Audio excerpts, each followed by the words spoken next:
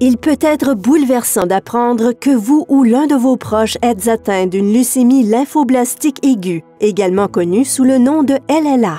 Il est normal de se sentir ainsi et il est probable que vous ayez beaucoup de questions et d'inquiétudes. Qu'est-ce que la LLA? Pourquoi ai-je la LLA? Comment la traite-t-on? Comment vais-je m'en sortir?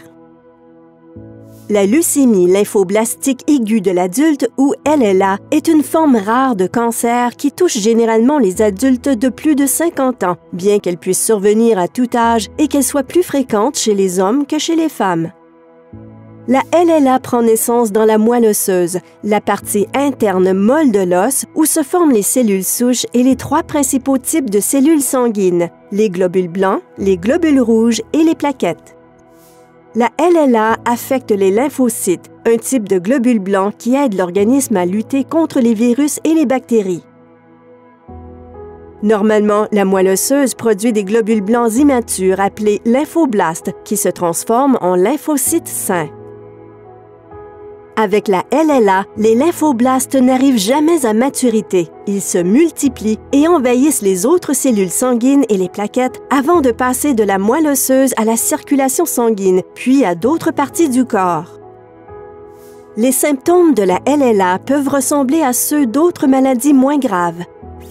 Fatigue, essoufflement lors d'activités physiques normales, vertige, teint pâle, infection persistante et de la fièvre, bleu fréquent, saignement continu à la suite de coupures mineures, points rouges de la taille d'une tête d'épingle sur la peau, saignement de nez fréquent ou sévère, saignement des gencives, sang dans les urines, sueur nocturne, douleurs osseuses ou articulaires, douleur ou une sensation de trop-plein sous les côtes et perte de poids. Nous ne connaissons pas la cause exacte de la LLA. Il est impossible d'être contaminé par une autre personne, ni de la propager et, dans la plupart des cas, de la prévenir. Il n'existe que quelques facteurs de risque connus pour la LLA. Un facteur de risque est un élément qui augmente le risque de contracter une maladie. Les facteurs de risque de la LLA chez l'adulte sont les suivants. Être un homme, être caucasien, avoir plus de 70 ans, avoir subi un traitement antérieur par chimiothérapie ou radiothérapie,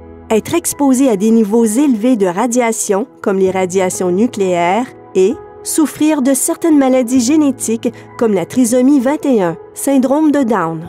Cependant, la plupart des personnes atteintes de LLA ne présentent aucun facteur de risque connu. La LLA se développe souvent rapidement et peut être difficile à traiter. Le type et la quantité de traitement dont vous avez besoin dépendent de votre sous-type de LLA, du stade auquel se trouve votre LLA, de vos symptômes, de votre état de santé général et de votre âge. Toutes les personnes atteintes de LLA ne reçoivent pas le même type de traitement. Les traitements peuvent inclure la chimiothérapie, la thérapie ciblée, l'immunothérapie, la transplantation de cellules souches et la thérapie par cellules CAR-T.